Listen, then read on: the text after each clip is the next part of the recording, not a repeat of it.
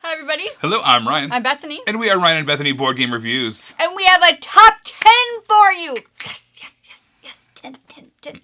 So this top 10 is our top 10 most anticipated games, or games we're looking forward to for Gen Con this year. That's right. I'll be heading to Gen Con, basically trying to get as much information as possible about all these different games, try to scoop up a few. But basically, these are games that we know very little about. Now, the thing is, some of these may have been out already. You know, they maybe earlier in the year. Maybe they're second editions or English editions that are just now available for the first time. I know some of the games that I'm going to be talking about are like 5 years old, but it's the first time they're available. Readily available in our area, right? Or otherwise, they're not even out yet, but they're going to be. There's a demo being shown there, so it's kind of a mixed match of all different things that we're looking for at Gen Con. Not necessarily games that we are able to take home with us, but just everything that we're going to be able to see and hopefully play at Gen Con. Ryan keeps saying us. But it's I'm the ambassador. I'll be the ambassador for Ryan Bethany. Yeah. Shall not be this year. All right, so first off, I want to talk about our number 10 game, my number 10 game. This is Ghosts Love Candy 2. So basically, the reason this is on our list is, I want to say 5 years ago, maybe more, we had our daughter with us at Gen Con, and this guy approached us like big time stranger danger. It was like, hey, do you like playing dice games? To our daughter. And she's like, yeah. And she was, I don't know, 4 or 5 at the time or whatever it was. And he sat down with her on the floor of the carpet at Gen Con and just played this quick little demo of this game called Ghosts Love Candy that he was working on, he was creating, and he was trying to pitch, basically. And so now this is kind of the final version of it, right? Yeah, Steve Jackson had it for a little while as Ghosts Love Candy. Now it's Ghosts Love Candies 2 from 20th Century Games. And so I would just love to be able to see the ultimate version of what we saw as the completed story. Exactly, from what happened 5+ years ago with this little dice and this little card to what it is now. So I'd love to see that version. All right, so my number 10 is, I feel like this isn't even fair because if you've been watching our channel for a while, you know that this is going to be on my list. But my number 10 is Ecosystem Coral Reef, and this is out by Genius Games, and I'm like a Genius Games fangirl. And we already have Ecosystem, and it's a card drafting game where you're doing this tableau, and it's literally like Ecosystem Coral Reef. So it's going to be the same thing. I just had such a great time with it. I loved how the 2-player version of it worked out that I want to see it re-implemented with the Coral Reef. So I'm excited about that one. All right, so we are big-time Stefan Feld fans. And there is the City games that he's been coming out with, and they're supposed to hit. We kickstarted a couple of them. They're supposed to be hitting sometime in the fall. They keep on getting pushed back. You know how Kickstarters do. Yeah. But at Origins, I was able to see one of them, Marrakesh, all laid out. And it was very, very exciting. So there's going to be another one there called Hamburg. So I'm looking forward to seeing the game Hamburg all laid out, seeing what it's about, seeing how it's re-implemented from one of his previous games, and getting a chance to maybe even get a demo. So that's what I'm excited about. My number 9, Hamburg. My number 9 is Home Sweet Home, and this is by DeVere Games, and it's like, I don't know, it just looks super weird, and I'm kind of really interested in that. It says that was this a card drafting one? What did it say? I think it was a cooperative. Yes, this was the cooperative one. And they do a lot of kids-themed games. And so this seemed like a cooperative kids horror-themed game. And so I was just automatically interested in that. That just seemed like really cool because it says Home Sweet Home. And then in parentheses, it says, or not. Dun, dun, dun. Yeah, what is this all about? I have no idea. I want to see. All right, so my number 8 is a game called Buru. This is a game that we got a chance to play as a pre-production copy. Yeah. So similar to my number 10, this is basically, I just want to see what the final changes were. Because from what we played a couple of years ago, we really enjoyed. Yes. And so I would love to be able to see what now... the bidding on this was really cool, if I remember correctly. Exactly. So I just want to see what the final art looked like, the final gameplay, any changes that were made, and basically get a chance to see the game come full circle. Yeah. So not much to talk about there, but we actually have a review about it. So check out Buru, but I want to see what the final changes were. All right, so my number 8 is a Maple Valley, and this is going to be published by Kids Table Board Game, and it has a really adorable artwork on it. Once again, this is for kids, and I just like playing games with our kids and games that can be played with adults, but also with kids at the same time that mesh this. And I feel like that they did a good job with that with their other titles. So I'm looking forward to seeing how it says collect goods woods and help your friends and follow the right path. And it has this cute little fox on it. It just looks adorable. I actually got a chance to have a pitch from this from the Kids Table Board Games. Did you really? At Origins. Does it sound adorable as well? It looks just as good as it sounds. Yeah. It was a really cool sounding game. Yeah. All right, so the one I want to talk about next, this is the expansion to Dominions. So basically they've been kind of going through and making second editions of all of the previous editions or all the previous expansions to Gen Con. So we have so many expansions to Dominion, it's not even funny. But basically, when the second editions came out, they gave you these upgrade kits. So you could either buy the second edition box if you didn't have an expansion, or you could buy this upgrade kit to make the expansions that you already have fully compatible and have everything it needs to have that. Well, now they've done that to several more expansions, and they made the upgrades kits as well. So basically, you can get the Prosperity Second Edition upgrade kit, which has 5, 6, 8 cards or whatever in it, or stacks of cards. So yeah, I'm going to try to scoop all those up, and we've been resistant to getting new expansions just because we don't play it enough to justify how many expansions are out there. Because even when we do play it, there's just so many options. I mean, the variety that we already have. You can play it nonstop for 10 years and never see the same. Exactly. I don't think it's physically possible. Like, you did the math once. You were able to figure out the combinations with all the cards, and I didn't. I'm like, this isn't. Even if this is the only game we played for the rest of our lives, we still would not be able to play all the combos to this game. So getting those little expansion packs that just have 5 or whatever it is, Kingdoms cards is the perfect amount to add a little bit of excitement without having to invest in a giant box that's going to take up more and more space, and we'll have to make more and more inserts and do all this fun stuff to it. So that is my number 7, the new second edition expansions to Dominion. All right, my number 7 is Usurp the King. This is by DPH Games. I honestly don't have a lot of idea of what this game is about outside of the fact that you're trying to fight each other for influence of the king, and so I just think that it's one of those. It seems like one of those cutthroat games that I would love but be horrible at. So I'm just really interested in that. Yeah, this is on Kickstarter, and it looks great. Lots of bribery, lots of intrigue, lots of shifting loyalties. It says, so that could be good. All right, so now let's go to my number 6. I've got a special relationship with this game. This is a game called Boop. And this is a 2-player abstract-style game. Basically, you're these cats that are bouncing around on this mattress, trying to knock each other off, but at the same time, you're trying to get 3 in a row. Yeah. But because of the way these mattress works, it brings everybody else away from you. Yeah. And so it's even your own side. So getting 3 in a row is very challenging, very thinky, and it's this great little puzzle to solve. I was actually one of the playtesters of this game, so once again, I have this special place in my heart for this game. Seeing it come full circle, being able to demo it at Origins, and maybe be able to see some retail copies at Gen Con. I'm just very, very excited about this game. I think it's going to be a big hit and a lot of fun. There's not going to be any there. They're going to be sold out. I'm going to have to rush the line, and it's still going to be gone if they're already. My number 6 is Steam Up, A Feast of Dim Sum, and this is being published by Hot Banana Games. And I remember this coming through. I saw a lot of preview copies about a year ago, and it just looked adorable. And it just looks really fun, and the components looked really cool. It gave me a lot of vibes of Chai, which is a game I really liked. Those same just big chunky components while you're trying to work with the game, and so it looked really cool. It had a lot of great reviews about it, and now I hope to maybe add another great review on it.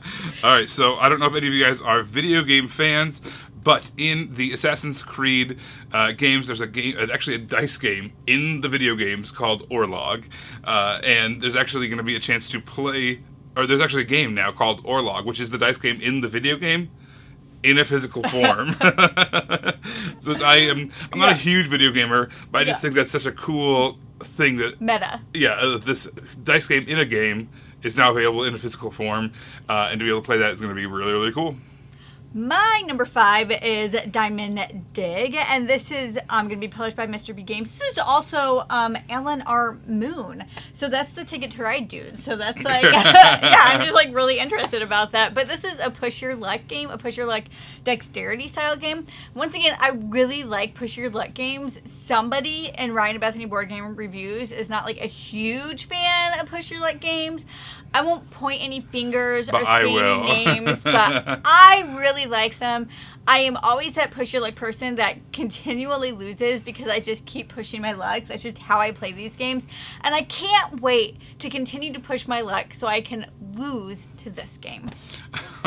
All right, so my number 4, I can't talk about quite yet because it's higher on someone else's list. But let's just say, never mind. I just can't say anything. Can't say anything? I'm not going to say anything. Okay. Back to me. My It's number the Bethany 4. show. My number 4 is Weirdwood Manor, and this is by Grey Ridge Games. And this is another one where it just seems like it's like Spooky-ish. spooky-ish without being scary. Because I like spooky. Or spoopy is like a term. It's a real thing. It's a real thing. I would just say, like, I hate It's that a real word. thing. Whatever it is, I hate it. I think it was like a Tumblr thing. I don't actually know. I'm young. I'm not that young. Anyway, so The kids are saying these days. So, this is a cooperative game, and the heading for it is work together to battle time and malevolent monsters in a magical, ever-shifting manner. Yes, I'm really interested in that. And the board on here, like the pictures on Board Game Beach, just look really cool. So it's cooperative, dice rolling, exploration, and that just seems like it could be a super fun time. All right, so my number 3 is It's a Wonderful Kingdom. This is basically it's kind of a sequel from It's a Wonderful World, but there are quite a few differences as well. I actually had a chance to see this game getting unboxed when I was at Origins. And I got to see kind of a demo and actually get to play with play a round or two of it as well. So I already know this is going to be a good one. Production quality is great, and the gameplay was super, super fun. Takes all the great things about It's a Wonderful World and adds a couple new extra elements and twists to that system. Yep. So it's going to be good. All right, my number 3 is Castle by the Sea, and this is being published by Brother Rise, and this is like an abstract city building game. So I don't know, like the artwork is. I'm a really big sucker for like good box art. I'm that person. I totally. Well, here's am the that thing: person. when you're doing a preview video like this, there's not a lot else to go on. you get a little bit of mechanisms, you get a little description, and you get the box art. So might as well use that. And you're building and you're rebuilding these sand castles. So it kind of reminds me of Sorcerer City, right? Like you're just building these things, and they're going to get destroyed, and you're building these things, and they're going to get destroyed. Yeah. So I think that this will be a good one. I really like Sorcerer City, so I would love it if there was something else that used that system. Yeah. See what else is out there. All right, so this one is a pick for my daughters. This is my number 2, the My Little Ponies deck building game. This is from Renegade Game Studios. Yeah, but Renegade is like kicking out of the park when it comes to deck building and card like IPs. Yes, they're doing amazing work. Yeah, so to pair up with Hasbro and make this, I'm super excited for it. I'm not like a brony or anything like that, but at the same time, whenever my kids are watching this, I'm watching with them, you know? You totally do. You really do. I want to know. I also want to know what game you're excited about, but I want to know if any of you have children who have watched My Little Pony, if you have just like stayed and watched a little bit further than your kids, like if they left the room and you're still just like, Well, it's like I've seen like Dungeons and Dragons references, and I've seen like all these Star Wars jokes and different little things like all sprinkled throughout. They've done references to the Big Lebowski. Yeah, I said that wrong, but yeah, it was like this really. I'm like, wait, bowling ponies? What's happening over there? Yeah, so I think that this is going to have a bunch of those the same kind of moments, right? But at the same time, it's going to have deck building, which I love. It's one of my favorite mechanisms. I'm never disappointed by a deck builder, even if they're all have similar things going on. I don't care as long as you give me one twist. And Renegade has always given me that one good twist. So I'm excited to see what the twist is with this. And plus, it's a game that our 9-year-old is going to be. I'm never going to be able to stop her playing from this. Or our 5-year-old either. Yeah, as long as we shuffle the cards for her, it's going to be totally fine. Yeah, so the My Little Ponies Adventures in Equestria deck building game. That's my number 2. I still remember their G.I. Joe that I knew nothing about, and then I was like really enjoying myself without knowing anything about the IP. So if I know something about it, just imagine how much more I'm going to enjoy it. I should have put this on my list. Anyway, my number 2 is Oak, and this is by Game Brewer. And so this is another one where it was just the cover art that, of course, drew me into it because I'm a sucker for that. But it's hand management and set collection. So I really like all of that and worker placement. And it's like this family building thing. And it looks like it has these really nice, tall components to it. So I just think that this will be really fun. It says that you're becoming the head of a tribe of druids about to unlock the secrets of the Arch Oak. Ooh. Basically, if I see a cover that I could see as a fantasy novel and the description reminds me of a book I could read, I'm like already engaged. I'm pre-engaged. All right, you guys. My number one game. We've arrived, by the way. We're at the number one list. This is the best of the best. The thing that I'm most looking forward to at all of Gen Con. This is Clank, but it's Catacombs. Clank Catacombs. So there was a cooperation between Direwolf and Renegade Game Studios when they made Clank. Basically, now Direwolf has the entire franchise, and so they made this Clank Catacombs game as kind of like a reimplementation of Clank, but they added this extra layer of tiling. So I have no idea if you're going to be able to build your own map as you're delving then into it. Wait a second. Yeah, now I've got your interest peaked. I know. I'm like, what is happening? This one snuck under the radar a little bit. So yeah, it's basically Clank, but with tiling. So maybe you're building your map as you go. Maybe I don't know how it works. What is happening? I have loved every iteration of Clank we've played. Yes. Oh my gosh. And so much fun. basically, the Clank Legacy was one of our favorite games we've ever played together. It was just so much fun and absolutely hilarious. And reading the story, and it was great. It was a good time. Yeah. So I'm very interested to see what Direwolf does with Clank now that it's just them by themselves. It's going to be, I don't know. It's got my interest peaked. That's for sure. All right, now we're on to not only my number one, but our only crossover, even though I'm going to pretend that My Little Ponies was also a crossover. This is my number 4. Yeah. I talked about it a lot, but Ryan's number 4 and my number 1, and this is Equinox. This was published by Plan B Games. This is... Specifically, this is the Golem edition is what I think is going to be at Gen Con. Yeah. But Equinox as a whole, this is a Knizia game that just phenomenal art. Yeah. And similar treatment to like what they did with Century Spice Road, the Golem edition. Basically, that same exact thing made this with the Golem style art. So the gameplay is, from what I understand, basically the same, but it's this new upgraded art. The art was already phenomenal, so I can't wait to see what they do with that. Yeah, you're bidding on mythical creatures because you want them to become the storybook legends. So there's like bidding to it, and there's hand management and bluffing, card resolution. That's right? I think so. I was thinking of like how good you see something, not like order. Like pixelation, like the resolution. Oh, yeah. Oh my god. English is funny that way. Love English. Yes. But those are the games that we are excited about that are going to be either displayed or demoed at Gen Con this year. But we want to know what you are excited about. Even if it's not being displayed at Gen Con this year, what is a game that's coming out this year or recently came out that you are just super pumped for? We want to know. Let us know in the comments below. You guys, thanks for watching. If you do see me running around at Gen Con, be sure to flag me down, say hello. Let's play a game together. I got a button for you. Oh, man, it's going to be great. For Ryan. It's going to be great for Ryan. And don't... Send Bethany your regards. You know what you should do? You should ask Ryan, where's Bethany? Because... That's like the main question I get asked whenever I'm at a convention. Oh, hey, are you Ryan? Yeah. From Ryan and Bethany? Yeah.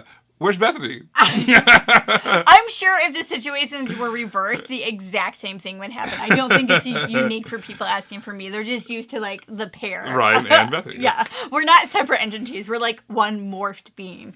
All right, this is where I have to sign off. I'm going to keep saying weird things. Don't forget to subscribe so you can see our videos as they come out, and you can also follow us in all of these places. You guys, thanks for watching, and we will see you next time. Bye.